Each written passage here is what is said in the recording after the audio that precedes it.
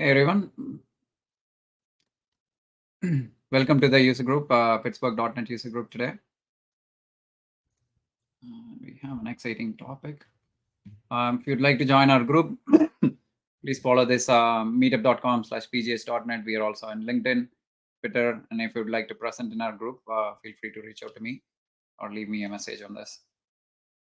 Today we are going to look into from ancient Greeks to modern geeks, machine learning, basic machine learning algorithm. And Simon is not a new person to our group. He has presented already in our group. I'll let him talk through that. Simon, I will pass it back to you. Woo, and I'm in. If will I just before we begin, will I be able to see any comments in the? Here we go. If I go to comments, hopefully I'll be able to see. If I join the chat, I'll be able to see any comments there, won't I? Yep. Sorry. Sure, I'll do that for you. Yeah, I should have connected that all in before I started. Apologies, everybody. I just would like to give everyone a chance to ask questions if you have any. And then I'll get started. There, and I'm in. There. Right, okay, let's get going. So this is going to be a talk about basic machine learning algorithms. Hence what is meant to be the goddess Athena there. This is AI generated. I didn't have the time, so I think her eye color's wrong, and where's a shield with a picture of a gorgon on it, and the helmet's definitely not right. But anyway, fine, it'll do. I'm going to talk about the very basic machine learning algorithms. So I'm going to talk through each one of them because I'm in the process of learning all of this stuff myself, and it's a marvelous way to learn to give talks like this. Plus, it gives me a chance to tie in one of my other favorite obsessions, which is ancient Greece. Because why not? I write these talks. I can do what I like. Let's see if I can. No. There we go. So. Aspazume to everybody, because, like I said, I like ancient Greek, so you might find a bit of a few references here and there. Am I going to focus that? Let's see if I can fix that. There we go. I think that'll do. Right. So briefly about me, in case anybody is especially interested. I have been in the IT industry for going on 2 decades now. I've worked in all variety of places, mostly UK based, not entirely. I was briefly one of those contractors that your mum used to warn you about. These days, I work for a dairy company called Müller. They are particularly well known in the UK for a rather delicious brand of yogurts. I'm not aware that we have a US presence particularly, but if you're ever in the UK, the yogurts are very nice. Oh, someone says the video's choppy. Well, it's fine for me, but of course I am literally live, so hopefully that will resolve itself. I'm also the author of this book here. This is a C# book. Now, this is not going to be a C# talk. I'm going pretty language neutral, but nevertheless, it feels rather a foolish idea not to at least mention that I wrote this here book. So if anybody is interested in interesting and new ways to do C#, do feel free to pick up a copy and let me know what you think. If you scan this URL here, I believe you'll get a month or so free on the O'Reilly platform. So dig in. I can bring that back if anyone wants. So let's talk briefly about what exactly I mean by machine learning, because the terms AI and machine learning tend to be very overused and overloaded these days. So just to explain, machine learning is a subset of AI. That is, all machine learning is AI, but not all AI is machine learning. So there are other things. I am only going to be looking at machine learning. There is a subset of machine learning called deep learning, which you may have heard of. I am not going to cover that. So I'm covering the sort of middle stripe of this weird Venn diagram thing, just the machine learning bit. But before I explain what machine learning is, I want to talk about a big pile of rocks. Because there was an ancient Greek philosopher many millennia ago who came up with a philosophical paradox, and it was the paradox of the big block of rocks. So big pile of rocks. So imagine that I've got a rock and I put it in, there's the first rock in my pile, and I could ask you, is this a big pile of rocks? To which you will probably reply, no, it is clearly not a big pile of rocks. It is a single rock. Okay, so far so good. I will take another rock I put it, I have now got 2 rocks. Is it a big pile of rocks now? Yeah, it's 2 rocks. Still not a big pile of rocks. So, okay. And then this process can continue for some time and for some time. And eventually I will have put enough rocks on the pile and you'll say, yes, it is now a big pile of rocks. Great. Okay. So I'll just take one off. Is it not a big pile of rocks anymore? Which is not quite how it works. The point is that something like how many rocks makes a big pile of rocks, it's fuzzy. It has a fuzzy definition. That is, it is hard to quantify in rules that a big pile of rocks equals 7. And if you did that, that would be ridiculous because there are all sorts of other factors. What if the rocks are only this big? A pile of rocks that big of 7 would not be very big. So lots of factors have to be taken into account and they have to be combined in various ways to make a decision, big pile of rocks or not, and it's not simple. The traditional style of computer coding would involve giving simple rules like I said, a definition, it's 7 or whatever. And machine learning enables the computer to make decisions based on fuzzy, hard to quantify decision boundaries, like, is this a big pile of rocks?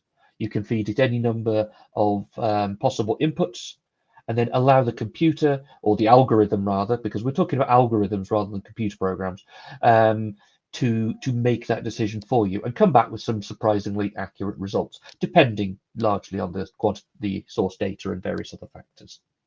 So you're not going to end up knowing enough about machine learning at the end of this to go away and start a career, because it is an entire career path. It is an extremely detailed, extremely deep field of study, and almost every slide in this talk could end up being a talk all by itself. This is going to be a little whistle-stop tour to take a sort of a gentle snapshot of the sorts of algorithms that you might use. This, by the way, is called the Sorites problem. Sorites is ancient Greek for a heap. I'm learning ancient Greek, so I got to use this stuff somewhere. I'm just a nerd. So my first data set. Oh, hello, Carl. Hello there, my friend. So my first data set. Now, like all good parents, I like to play games with my children. And like all good nerds, I want to make sure that I beat them. So my first question is, can I use machine learning algorithms and statistics to beat my children at super top trumps? Now, I am aware that I'm addressing a non-UK audience, so I'm not sure whether you're going to know the rules to super top trumps Harry Potter edition, which happens to be the edition that my children have. Okay, here is a super top trumps card, at least Harry Potter edition. There are many, many, many editions of super top trumps. What we have here is a picture from a very popular series of children's novels, rather specifically from the film, and there is a series of statistics down the bottom left. The first year, the length of wand, family tree, fear factor, that is how scary are they, and super top trumps rating, which means, honestly, I don't know, but it means that. What you would do is you would take the deck and divide the deck equally between the players. So each of you have got a little deck of cards which consist of a subset of the whole deck. The first player would draw their card and then choose one of their statistics. And then everyone else will say what their value is, and whoever has the highest value of that statistic wins, and wins all the cards currently in play. And then that player now is the active player and will make the next choice. And you'll go on again and again and again until somebody owns all the cards. It has the potential to last literally forever, particularly when playing with my 8-year-old. So, and incidentally, in this case, first year wins by being low. So the longest ago that you were at Hogwarts beats someone who was at Hogwarts more recently. All others win by being high. Okay, so that is the basic rules of Super Top Trumps Harry Potter edition. And here, because I am that level of sad, is all of the statistics from all of the cards which I went and pulled. Notice there's a lot of unknown values. That literally means that on the card it says unknown, and actually the rules are ambiguous as to what to do when you have an unknown value.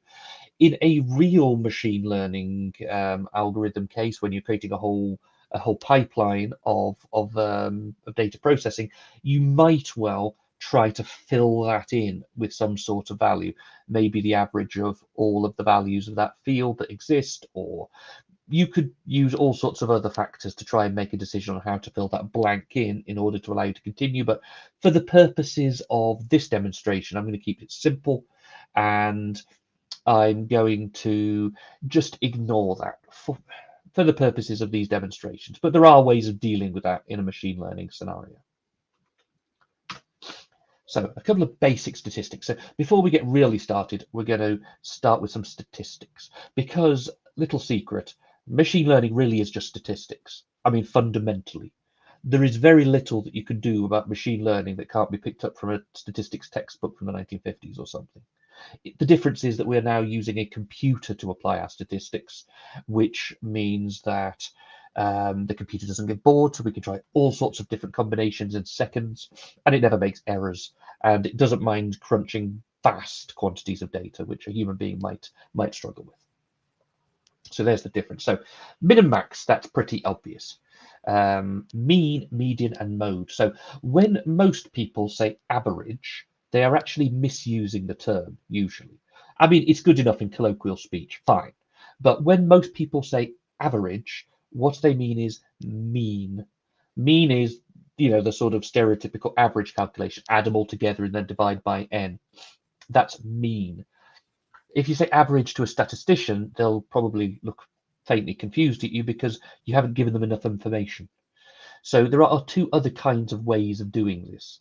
There's median, which means put everything in a line in order and then pick the one in the middle. Or if there's two in the middle, then you take an average of those two. That is a mean of those two. And then there's mode, which is the most common value to be found in the entire data set. If the data in question is what's called normal form, that means that you have that traditional bell curve shape. If you stack up the values on the bottom and how many of them there are going up the y-axis, you get that sort of bell curve where there is a mode value in the middle, and then everything kind of slowly slopes off from it. Well, if we were in normal form like that, you would expect mean, median, and mode to all agree with each other. That is, to have roughly the same value. Now, what you see here is that actually they don't. They don't agree. They are not all roughly the same, which suggests that there is a large degree of skewing going on. That is, you've got a much longer tail one side than the other, which is indeed what we have. But that would be your first indication that you can't apply things to do with normal forms here on this data set. So a little bit of ancient Greek. Reason being, I have tried my best to render all of these formulae in an algorithmic form, something that might seem vaguely familiar to anyone who knows a modern style programming language or Excel. In fact, I did most of my examples in Excel, but there were one or two where it got too cumbersome to not just use some mathematical symbols. So if you ever see that one that looks a bit like a wonky E, that is sigma, and that means take a sum of all the values in a set. So if you are, like myself, a C# developer, then that would be a link expression .sum. I think it's just sum in Excel as well. Mu there, the one that looks kind of like a U with a tail at the beginning, that is the mean of all values. So add them all together, divide by the number you got. That's what that means. So just so that we have some common terms. So we want to get some more statistics out of our data set to try and tell us a little bit more about what we can see here. So variance is the amount to which we vary from the mean. So what you do is for each item in the number set, so take all the numbers in a particular column, add them all, and we first calculate n1, which is equal to n, whatever n is, that is the current number, minus the mean of the whole number set. Okay, so go through each one in turn, take n, and then deduct the mean, and then get n2, which is the previous value, squared. You'll see a lot of squaring going on. There are a couple of reasons for that. The first is that by squaring a value, you force it to be positive, because a negative multiplied by a negative is a negative, and so on. A square is always positive. Okay, and The second reason is that it kind of skews outlying values to be much higher. So if you've got a whole load of noise around the mean line, or for example, then that doesn't matter as much as an outlying case, which is way over there. That will have a disproportionate effect on the way the data skews, which is what we want. You want variance to skew the data because it's called variance. That's what it's for. Okay, so we have gone through every number in the set, and in each case deducted the mean and then squared it. And then what we do is add together all of those n2s and then divide by the number that we've got. And that is variance. Then if you want standard deviation, you literally just take the square root. So variance has its uses, but in most cases, with fairly standard data, you'll often deal with the standard deviation. So standard deviation represents the amount to which we vary from the mode, in fact, either way. Incidentally, the reason for median and mode like that is that mean, median, mode is that mean tends to be more affected by outlying data items, whereas median tends to be less affected. So in cases where you have a huge amount of variance, median is often a better choice for what you consider to be your average. If this were normal form, then we'd expect about 68% of the data items to fall between mean plus or minus one standard deviation. So in the case of year, that's 1972 minus 23 or plus 23. I'm not going to work out what that is because my mental arithmetic is shocking. But that is still, in most cases, that's quite a lot of variation going on, as you can see. So the standard deviation of, for example, fear factor, the mean is 4. So we might expect to see most of our data items between 2 and 6. And since the min and max of 1 and 10, that actually one standard deviation either side covers nearly all of our data by the looks of it. Super top trumps rating, the max and the median kind of agree with each other, so it looks like there's more stability in that. In family tree, we've got a min max of 0 to 10, and we're starting around 6 as the mean, and the standard deviation either side will actually take you between 0 and 12, literally all the data. So there's something clearly a bit squiffy with family tree. And if we render this in graphical form, you can see that all of those suppositions are entirely true. We've got a huge amount of skewing. In fact, what you see generally, if I were trying to choose a good card in Super Top Trumps, what I would probably want to do is take the mode, and then, because the mode seems to exist at either the beginning or the end of the set, and then it tails off slowly. So with the exception of wand length, which appears to be to have a mode which is right down the bottom. No, Carl is saying that none of these are a normal distribution. Quite right, none of them are. These are no normal distributions here, so we can't do any of that normal distribution arithmetic. But there are some interesting outliers. And what you decide to do with outliers is another decision that you can take. I don't know if anyone can see my mouse. I think it should be visible. So if we have a look at first year over here, we've got this outlier which is way before 1900 in first year at Hogwarts, which is of course Albus Dumbledore. Take him out and actually the mean and medians and stuff start looking more reasonable because he's such an extreme outlier. And over here we've got in family tree, that is how many people are in your family tree known. Then you take these guys here, all these outliers, the Weasley family. This is literally the Weasley family here, and everything else is kind of clumped together over here. Fear factor's nearly normal-ish, but not great. Top trumps rating, it turned out it's pretty much just flat, like that. Fair enough. So it's pretty much just probably assigned one value to each person. So it gives us an idea of what the shape and the feel of our data set is, which is the first stage in trying to decide what on earth to do. So we can also try and calculate how correlated our data sets are, our data items are. So this is to what extent does column A correspond to column B? And here is the algorithm for doing it. Okay, so in this case, X and Y are two different columns. I say dataset. Dataset's as good a word as any, but if you were working in Excel, this is a column, X column and Y column.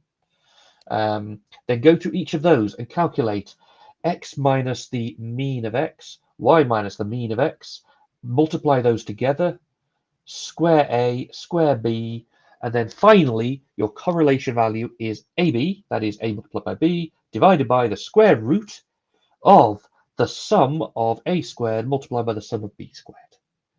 Now don't ask me to explain why that is, it just is. It really, yeah. But this is going to give you a value between -1 and 1, where -1 means that they correlate perfectly, but in opposite directions. As one goes up, the other goes down. 0 means they have absolutely no correlation. They are random data in relation to each other. And 1 means they correlate perfectly in the same direction. That is, as one goes up, the other goes up. Not necessarily the same values, mind, but they move up and down in the same way, to the same extent. And this is what our correlations look like for every field in the Super Top Trumps Harry Potter edition compared to every other. I used Python incidentally to generate this. There is a library in Python which will allow you to generate these rather nifty graphs. So the diamond of ones going down the diagonal there, that's the same field compared to itself. So of course it correlates perfectly with a 1. But everything else, think of it as a percentage. Multiply it by 100 in your head and think of it as a percentage. The percentage to which they correlate. So you either want a large negative or a large positive value to consider it significant. Now, none of these really quite count as genuinely statistically significant. There is some correlation. Now, could they be significant? They might or they might not. This is where you probably need to have a chat with J.K. Rowling to find out. But there is a 0.4, that is a minus 40% probability correlation between the first year and wand length, meaning as first year becomes a higher value, wand length goes down and vice versa. So could that be indicative of a change in fashions in the Harry Potter world, that people have preferred shorter wands with time? Could be, could well be. Fear factor correlates negatively 42% with having more family. So the more family you have, the less scary you are. Now, yeah, I can see that. I can see that. So with a large family, they might well be a less scary, more well-balanced person. The obvious opposite of that would be Lord Voldemort, who, of course, famously has no family, certainly by the end of book 4. And incidentally, little trivia point, literally everybody mispronounces his name. The T is silent. It's Voldemort. But literally everyone says it wrong, to the point that you might as well just carry on with the wrong pronunciation now. It's French, means flee from death. That's about. Oh, there is also a 43% correlation between Super Top Trumps rating and wand length. So does that mean that the longer your wand is, the more awesome you are? Maybe. I don't know. Probably not. That might just be a case of random statistical drift. Who can say? But these are still interesting data points. If I were further exploring the statistical world of Harry Potter, those are some of the hypotheses that I might follow.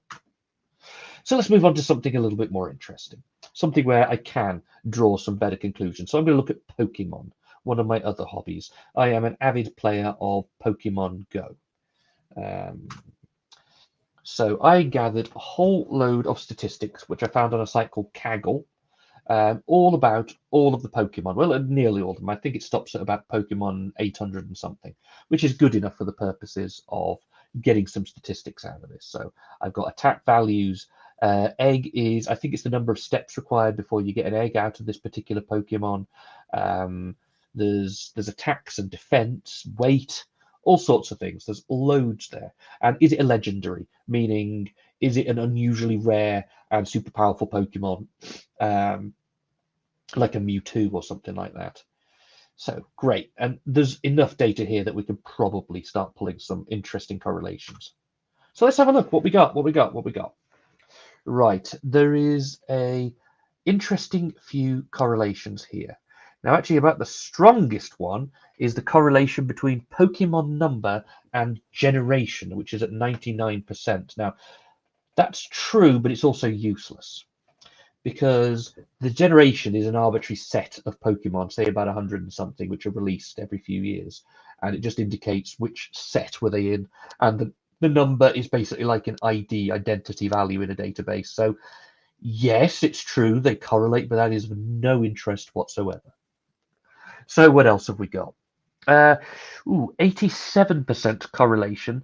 The number of steps required to get an egg with being a legendary. Well, legendaries don't give many eggs, so that is completely reasonable and a strong correlation. So that's terrific. What else have we got? Happiness negatively correlates with being a legendary. Oh, how very sad. What else? We've got some other negative correlations.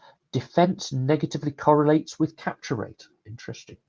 And there's a few other things. 63% correlation. Now, this is possibly the interesting one to start chasing. 63% correlation between height and weight. Now, that makes sense. The bigger something is, generally speaking, the heavier it gets, to an extent, as we'll see.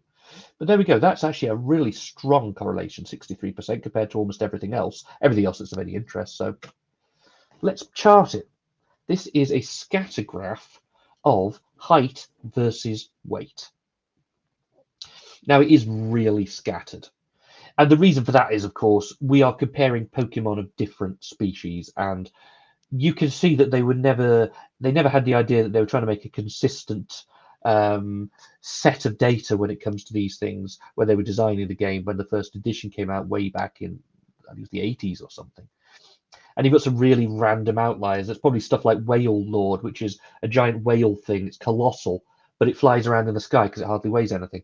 And then you've got steel Pokemon, which are tiny, but they're made of steel, so they're incredibly heavy. So you're going to have all sorts. But broadly, there is a sort of tendency to follow a nice line-ish. So we can actually start to prepare something with our very first algorithm, which is to try and draw kind of a best fit line. You know, the line that approximates to the best extent we can the equation that transforms one of these data sets values into the other. That is, given weight, what's its height, and vice versa. It's called linear regression. So here is the algorithm. Oh, it was 1996. Thank you, Carl. I didn't own one of the consoles back in those days, so I never got to play it. So linear regression. This is to make a best fit equation for converting between the data sets. So X is our source property, what we're coming from. Y is our destination property, the one we're going to. So we're mapping two continuous data items, mapping the what do you call the units of one into the other. So go through each one, each X and Y, and we're going to generate XY, which is equal to X multiplied by Y, X squared, which is X by itself, and Y multiplied by itself. Okay, so we've got those items out of it. So to make a linear equation, we need a gradient and an intercept. So the intercept is the point at which the x-axis the line crosses the x-axis, and the gradient is the angle. So once we've got those two, we have ourselves a line. And the intercept is equal to the count, that is the number we've got, multiplied by the sum of x multiplied of xy, minus the sum of x multiplied by the sum of y. Take all of that, divide it by the count multiplied by the sum of x squared minus the sum of x squared. Subtly different. Sum of x squared or sum of x squared. I can't even say them without sounding the same, but there you go. All of that, plug that into Excel or whatever, and then you get your intercept. Take that value, and then take the sum of y, deduct the intercept multiplied by the sum of x, and then divide all that by n. Great. Do all of that, and you've got yourself an equation line. So y is equal to intercept plus gradient multiplied by x. So if you need to know what the y value is for a data set, there you go. Here is the equation then, using that exact formula for the weight of a Pokemon given its height. So if I can take the height of any Pokemon, then to work out its weight approximately, I would multiply it by 63.5 and then add minus 12.5. and there we would have approximation of its weight, which is great. Now, is there a way to find out how accurate we are? There is. This, by the way, is the equation line plotted against the data set as a scatter. You can kind of see it roughly falls in the middle, so it's as good an approximation as you can expect to get. So there is a way of calculating how accurate we are, and that's error, or it's called R squared, strictly speaking. R squared. This is the fitness for purpose of your model, and it represents the percentage to which your model explains the variance within the real data set. So calculate the total sum of squares, TSS, which is equal to, for each y, go y minus the mean of y, square it, and then add all of those together. And then the residual sum of squares is equal to, take y, deduct the calculated y, that is y run through the algorithm that I just calculated, square it, and add those all together. And then do 1 minus RSS over TSS. And that will give you 1 squared, which is going to be valued between 0 and 1. 0 meaning they are unfit for purpose, and 1 meaning they're perfect. So the closer to 1 that we get, the higher the value, the better. It's a percentage again. There you go.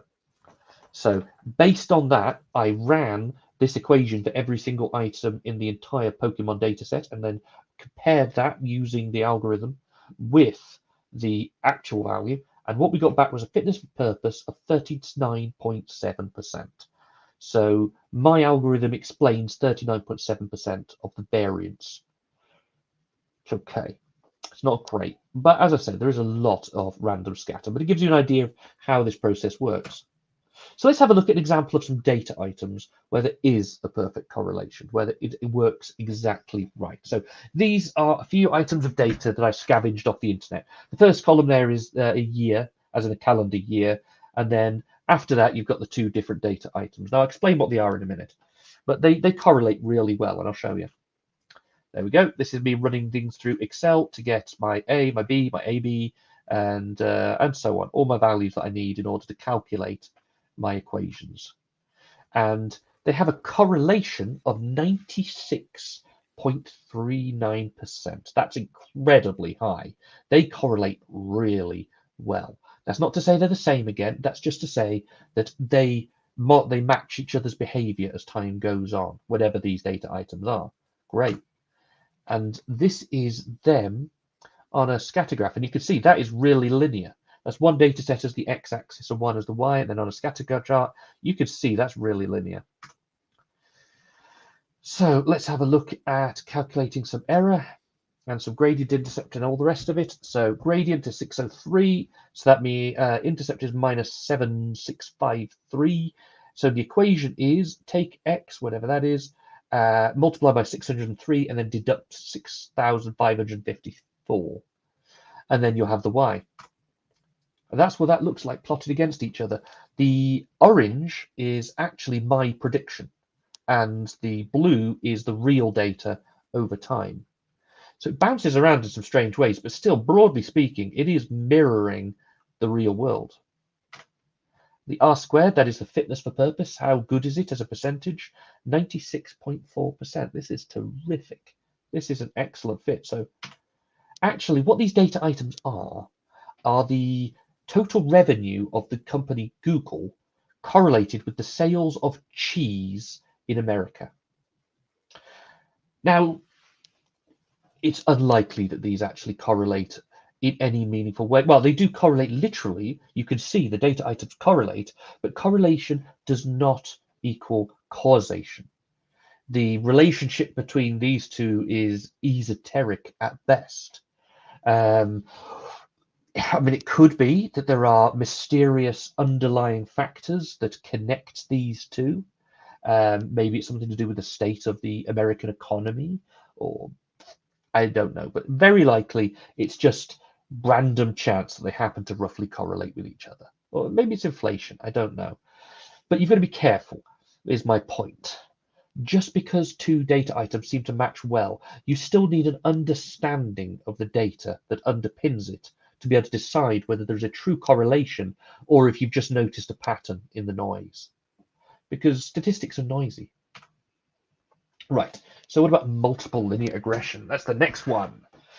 So this is the same idea as your linear regression, except now we're not just going to feed our algorithm one column, we're going to feed it a whole load of columns. Carl says, I remember a great story where someone plotted all the ley lines between ancient stone monuments in the UK. Yes, I know about that one. And someone else did the same for Woolworth stores. Yes. Yeah, pretty much if you take any sort of a data item like that, you're going to be able to find lines. It's just the way it is. Yeah, there was this story going around for some time that there were these mysterious eye lines which connected all ancient sites in the UK, and they don't. It's just the way that things all line up. But yeah, you've got to be careful. And famously, there is the Church of the Flying Spaghetti Monster, one of the great religions of the world, of course, who came up with an amazing correlation that the average global temperature correlates negatively with the number of pirates in the world. So if you were to imply correlation and causation from those, you would have to conclude that we all need to quit our day jobs, become pirates in order to prevent global warming from occurring. And of course, that's nonsense. So anyway, be careful with correlations sometimes. So yes, now we're going to have a look at how do you feed in several columns, and then try and use those together to make a prediction. And will it give you a more accurate prediction? I'm going to have to use some matrices in order to do this. Now, unlike these people here, real matrix has got absolutely nothing to do with strutting around in sunglasses and storm jackets. It's just a table of data. I think the guys who made the Matrix just thought it sounded cool. A bit like the folks that made the film Source Code. I don't know if anybody's seen the film Source Code. I quite enjoyed the film, but what on earth has that got to do with source code? Nothing. The computer, for some reason, is called source code. That must get confusing for the developers working on it. Got the source code for source code? Sure, I've got the source code for source code. Anyway, so a matrix is just a grid of data. It's just a two-dimensional array, if you like, or a block of data in an Excel spreadsheet. And there are processes you can do with matrices, which combine them to make a new matrix. Effectively, this is a really shorthand way of doing a whole load of tedious sums. So, for example, if you want to calculate this orange square, so when you do the multiplication between these matrices, you get a new matrix which is equal to the number of rows in this one, the first one. The order matters. The rows in the first one to columns of the second one. Okay, so it's 2 by 2 is the new one. And to calculate this one in the 0, 0 position here, that is equal to taking each of the XA, XB, XA multiplied by AX, that's this one, 1 by 1, add 2 by 1, multiplied by 1, add 4 multiplied by 2, add 5 multiplied by 3, add 7 multiplied by 7. And then add all them together and you got this one. So as it happens, it's 75. That would take for ages to write out. So doing it in matrices is a shorthand way of doing all of those sums. And I'll get on to how we're going to use them in a minute now. I didn't sit down and do all of these sums. In fact, Excel has got a function that does all of this for you. And that's my complete matrix. So I do complete my multiplication. There are a few, these are the three matrix operations that we're going to use. Now I'm using the names here, which are given in Excel. So you've got matrix multiplication, it's mmult in Excel. Transpose, which is take the rows and turn them to columns, columns to rows. So sort of flip it around. And then inverse. Now, I did consider explaining the rules of inversing a matrix, and they're really horrible. They're really complicated. If you've got anything much more than a 2 by 2 matrix, then inversing it becomes just nasty. It's the matrix equivalent to turning x into 1 over x. That's really all you need to know. I am not going to go into the math of matrix inversing. So how do we go into a multiple regression? So I've picked out weight again from my Pokemon set. and I picked out each of the items that I think have the strongest correlation to weight. So I've picked the height in meters, which I already had, the number of steps required to hatch an egg, and the defense value. Okay, so this is the algorithm that will get you an equation out of this that will get you a new weight based on 3 parameters. And you can expand this to as many parameters as you like. This is a completely generic process. So first, you make a matrix of the actual y values, that is the values you want to achieve. And that is a 1 across and n down matrix. Then you make another matrix which goes down by n again, but each column is, the first column is a column of 1s. It's just literally a column of 1s. And then each of the other columns are your data sets that correspond. Okay, so far, so good. Transpose it, that is, flip it around. Multiply it, that is, take the transpose, multiply it by the original, and you get back a new matrix. Inverse it. Then take that inversed one and multiply it by your original inverse, the first inverse matrix that you made. Take that and multiply that by the original y column.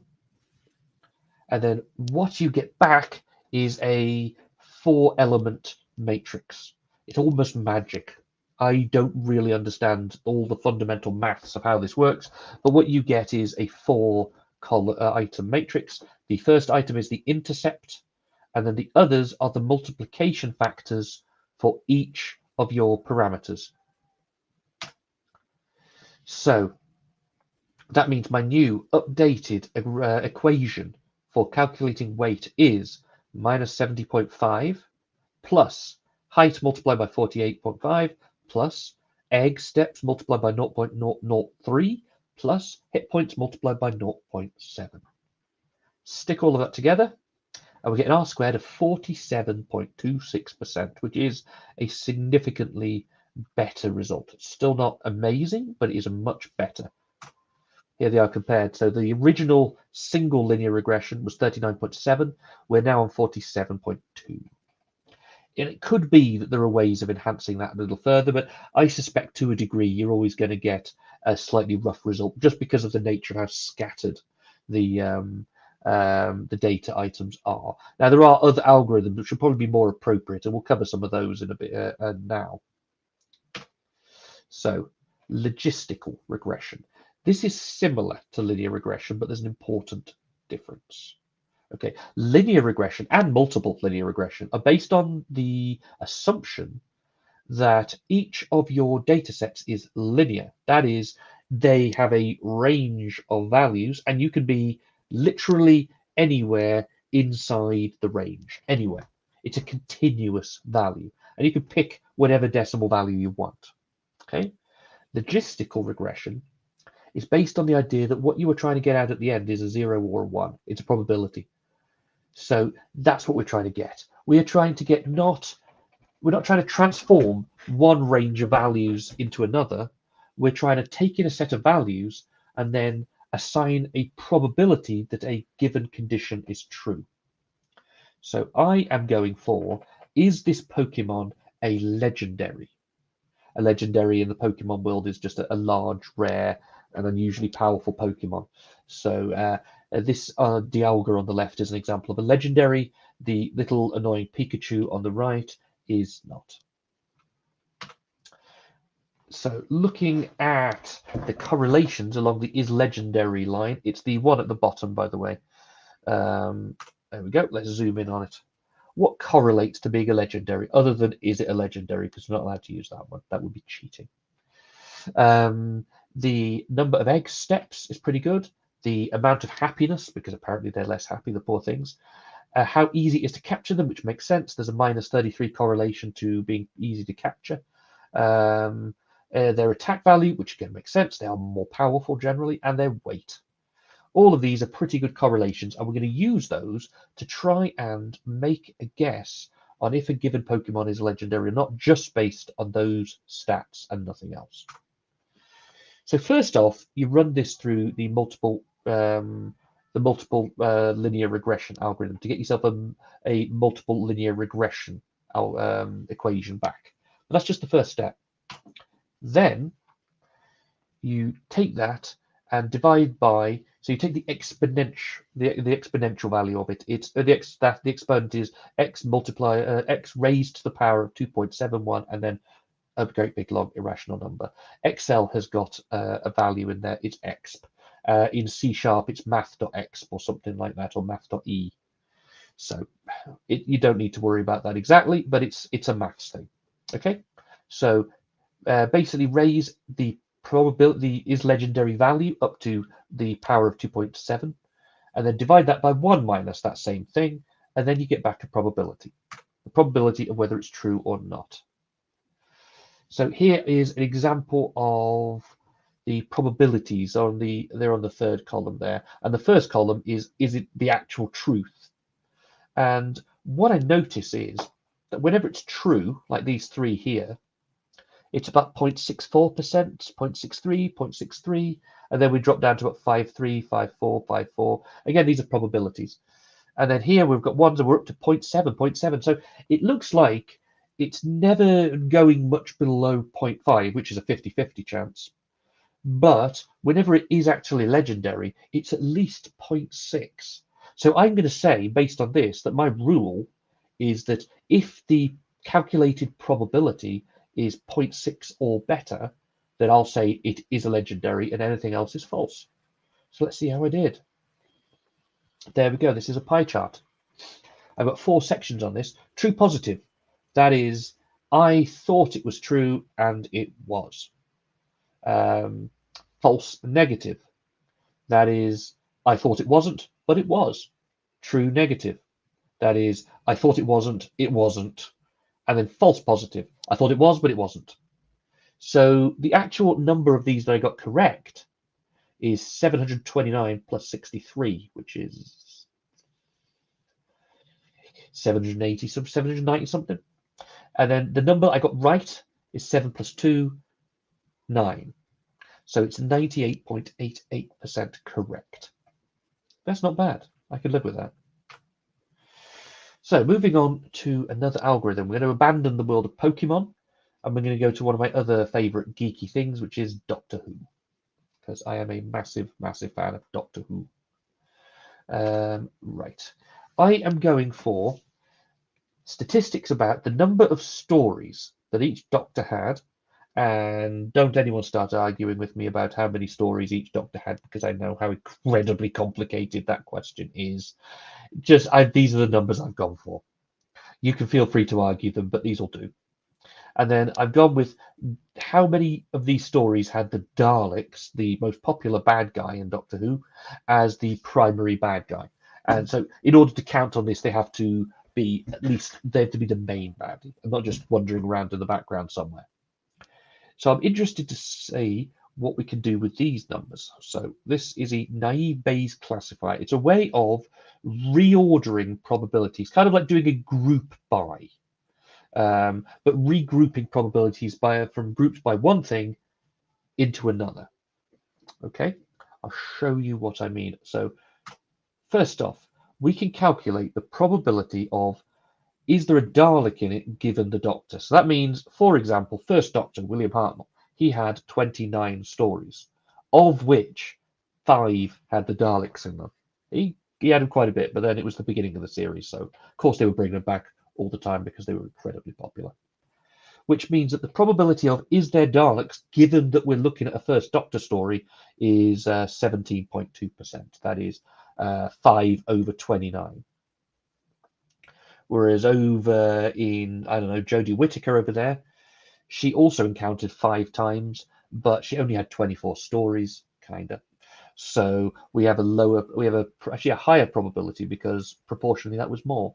So 5 over 24 is 0.20. That's 20.8% probability. Right.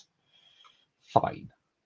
And I'll start showing you what naive Bayes can do with these. Naive Bayes can switch it around, so that rather than being a probability of A given B, you could switch it around to a probability of B given A. So what does that mean? So the probability of A, so we can switch it from, here's a bag of random first Doctor stories and a bag of random second Doctor stories and a bag of random third Doctor stories. And then we can take all of those, merge them and resplit them. And what we end up with is a bag of all Dalek stories, and we can pull out of that what's the chances that it's the first Doctor or the second. So it's turning the probability set on its head. And I'll show you how you use it shortly. So probability of A given B is the probability of B given A multiplied by the probability of A over the probability of B. Great. That's the calculation. So we, in this column here, we have the probability of it's the Daleks given it's this Doctor. And down here, with a couple of steps, we've switched it to it's this Doctor given that you've got Daleks. So if I picked a random Dalek story now, I know the probability of each Doctor, so I can even work out the probably most likely Doctor actually to have encountered them, which is, okay, it's William Hartnell, which I probably could have predicted at the beginning. But Jodie Whittaker now balances them out at 17% chance. Poor old Shooty Gatware, of course, hasn't encountered them all because he's literally only had one story to date. And yeah, I know David Tennant's in there twice. Doctor Who's like that these days. So here's a slightly more interesting use of this same process. I'm going to use it as a classifier. So a classifier is deciding, is this piece of information a member of class A or class B? So in my case, what I'm going to do is I am going to pull a random sentence out of one of my favorite books, conveniently public domain so that I don't have to get in trouble for copyright breach. Journey to the Center of the Earth by Jules Verne, or The War of the Worlds by H.G. Wells. I am using an English translation of Journey to the Center of the Earth because otherwise it would be too easy. There. So what I want to do is pull a random sentence and then see which book does it belong to. So this is the process that I followed. First, get all the lines out of the book, which I got from Project Gutenberg, which is a giant online repository of all public domain books. It's great. Remove the stop word. So a stop word, you can see a column of them on the right hand of the screen there. This is all words that are so common, so everyday, that they really tell you nothing. We're trying to strip any given sentence down to just stuff that is going to be statistically interesting to help us choose. It might be the word Martian, for example. Were it the word Martian, I could probably make a pretty safe guess on which book that came from. Then remove all the punctuation because it can get, otherwise it will treat yes dot or yes full stop as the same as not the same word as yes. So remove one word lines because there's nothing really I can tell from a one word line. Unless it's, say, Martian. Then remove numerical words, that is actually numbers, because they don't tell us anything either. So we've shredded all of the noise that we can. We kind of pressed it so that we've just got more interesting statistical information. And this is what we end up with. The famous opening of War of the Worlds has been boiled down to one would believe last year's 19th century. And these are lines of each of our books. At a glance, I could probably tell roughly which ones these are from, but then I know the openings of both these books that well. So, and what I'm going to do is calculate my algorithm, and then I'm going to run it against all the lines and see how accurate I actually get. So, this is how you do it. First, you take a word out of the line, the word one. So we calculate the probability of this word given its War of the Worlds, which is 0.0062. The probability that it's Journey to the Center of the Earth, which is 0.00495, and the probability it's a word at all. I am, for the sake of being able to do these equations, assuming there are only two books in the entire world, which I know is a false assumption, but it means I can do the maths. So which is the probability it's the word at all added together. Okay.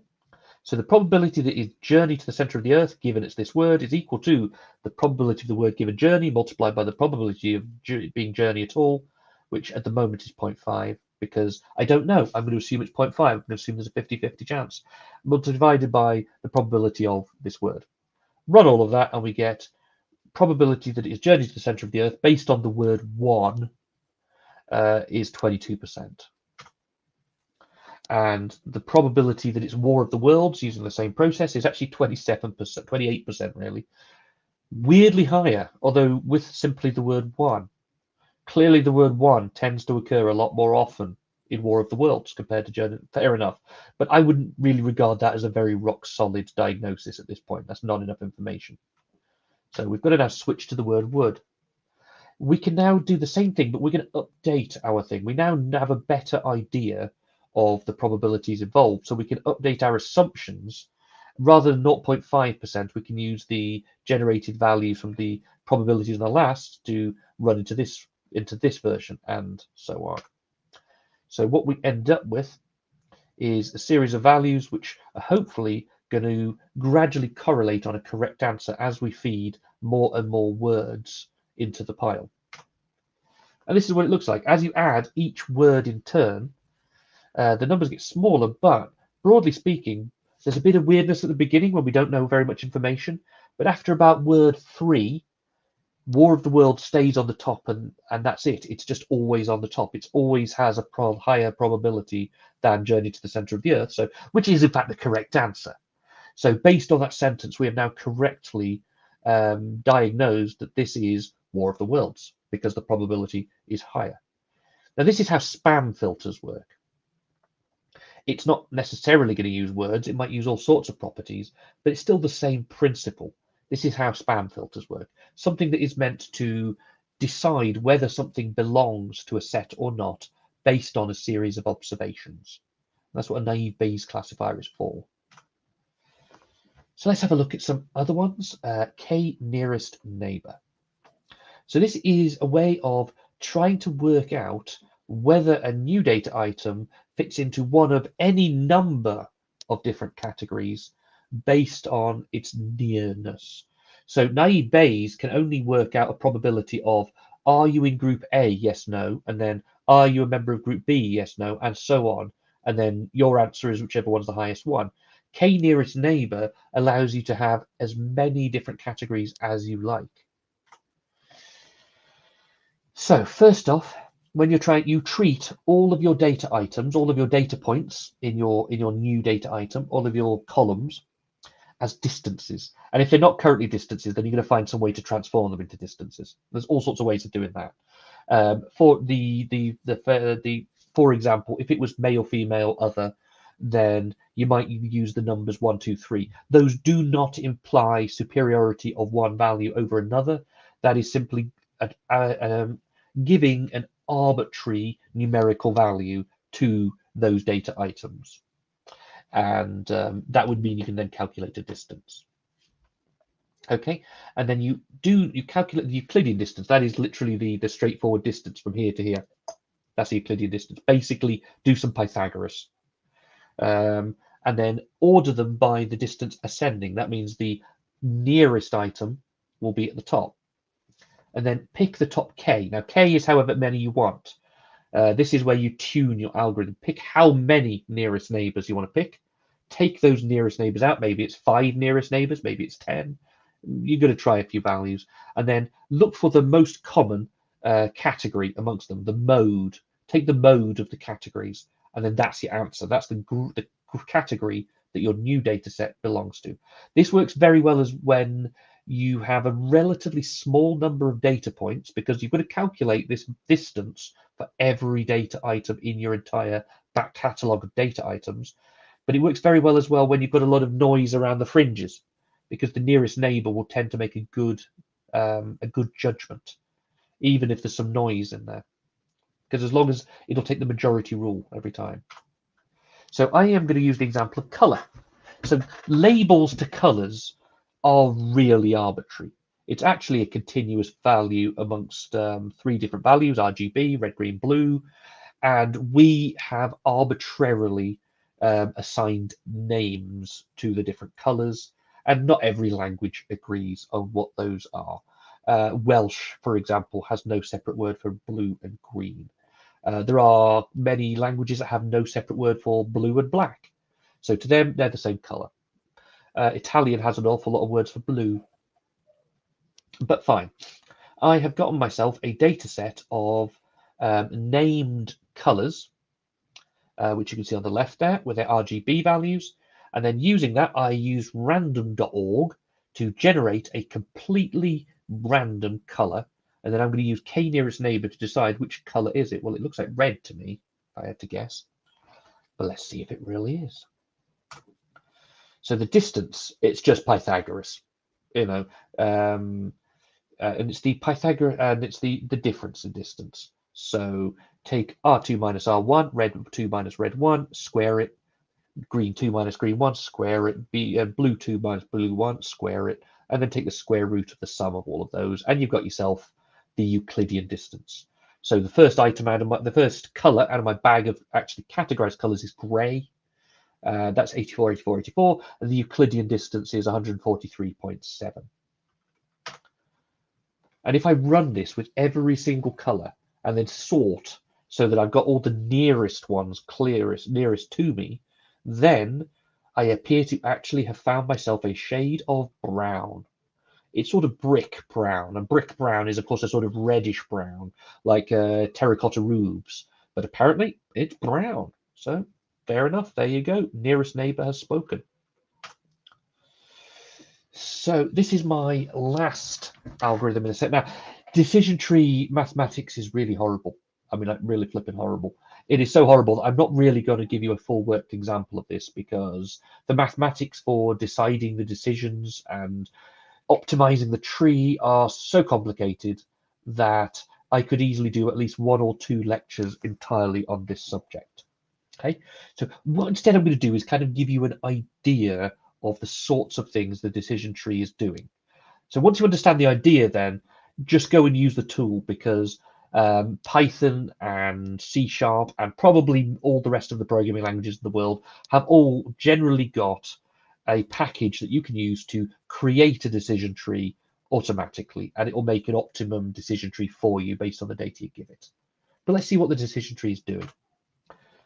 So I'm going to play a game again. This game is called Guess Who. Now, I'm not sure if you've got Guess Who in America or not, but this is the set that I grew up with when I was a kid. So the game is that you and one other player are going to face each other, and you've got this tray with a set of cards in it that are all face up like this, so that only you can see all the faces. And secretly, each of you has one of these people on a card, and that is your person.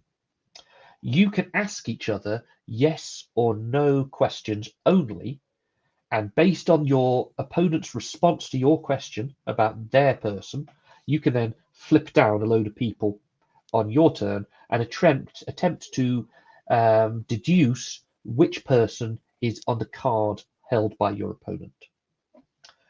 So how is the optimum way to try and play Guess Who? Well, really what you want to do is eliminate about half of the people on the board each time, because if you choose less than half, if you chose, say, a question that had a very low proportion of things on this board, then you've got a small chance that you're about to have a really good turn, but a much bigger chance that you're just going to knock down a couple.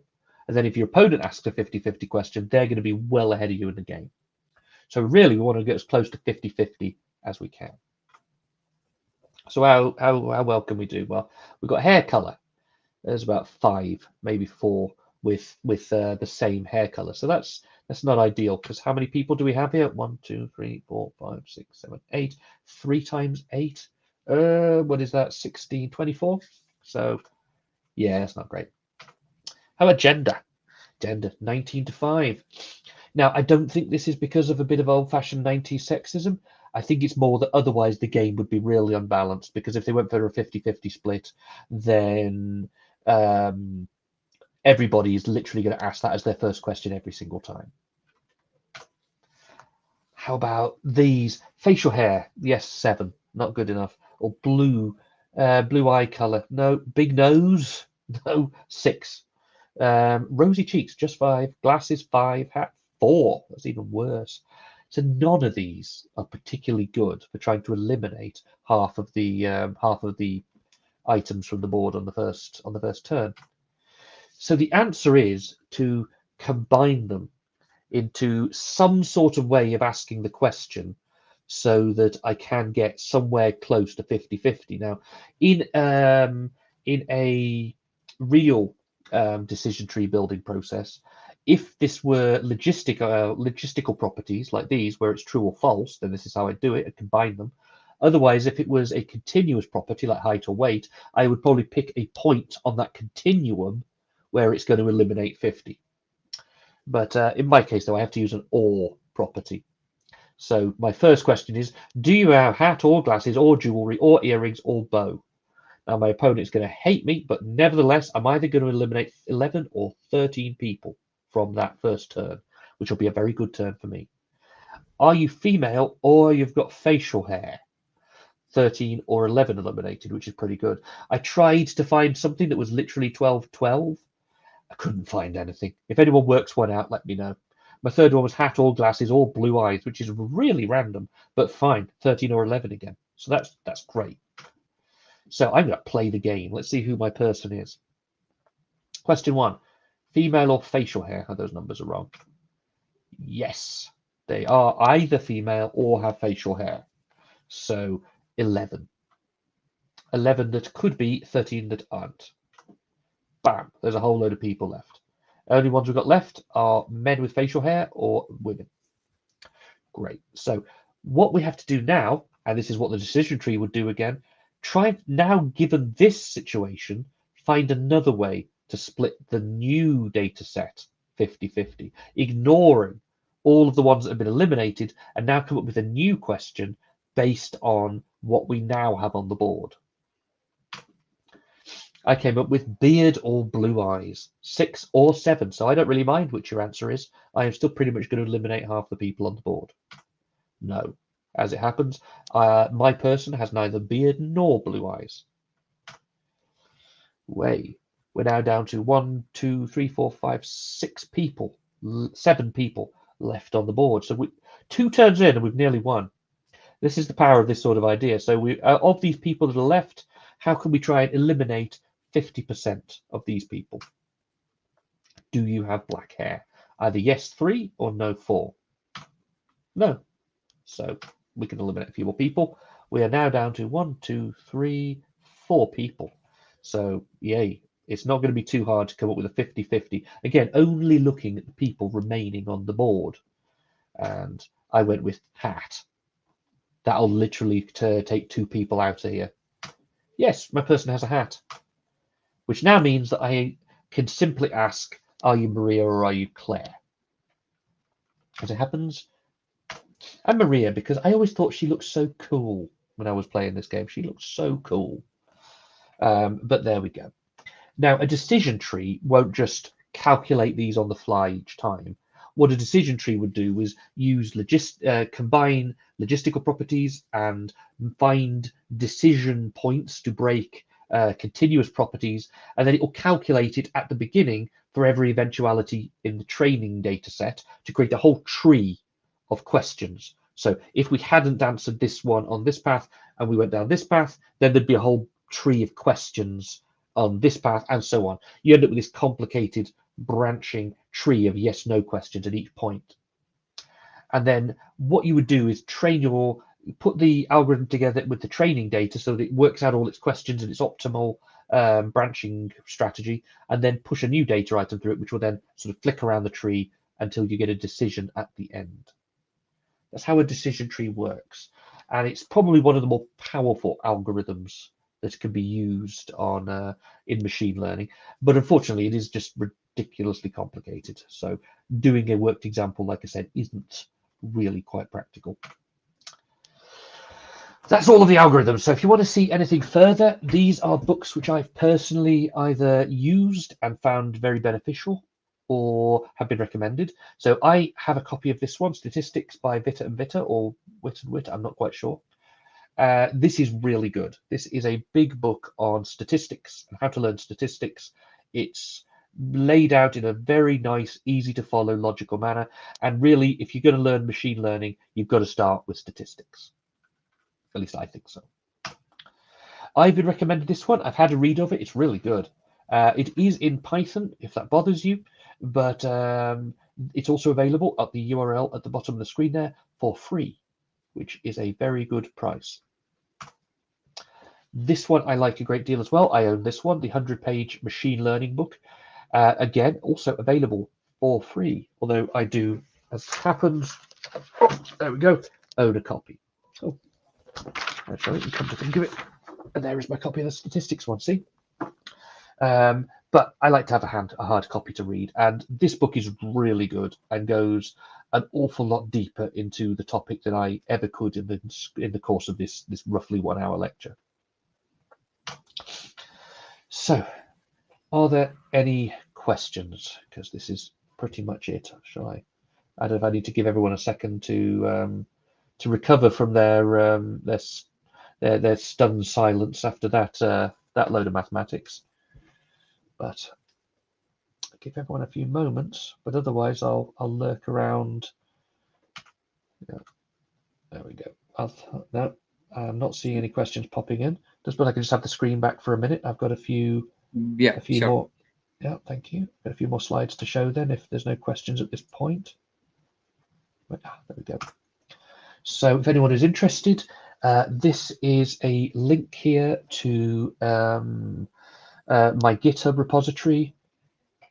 Thank you, Carl. He says that's a great overview. Yes, and you have a lot to learn. Me too. I mean, like, this is a ridiculously deep topic. People literally spend their careers doing machine learning because it's a deep enough thing that it can become your entire career. But I think there's no harm in at least knowing some basics. I'm enjoying slowly getting myself deeper into it. But this repository has got source code for a lot of the samples that I generated during the course of this. So feel free to dig into that if you're interested. This is my blog where I've written out longer form articles of a lot of the algorithms I've covered here. So again, this is a more C# oriented version. I used Excel, to be honest, to generate an awful lot of the data that you saw in this, but this is a very C# oriented version of a lot of these algorithms. So feel free to dip into there if you want a more .NET version of this concept. Once again, is my book, which, you know, I spent a lot of time on it. Please read it. It's very silly. There's a lot of terrible dad jokes in it. And this will answer any questions you have remaining, if you have any at this point. And all that remains for me to do is say thank you very much. Thank you, Simon. It was insightful. Thank you very much. Thanks, everyone, for joining us today. And we'll see you next month with another exciting topic. Thank you all. Thanks, everybody.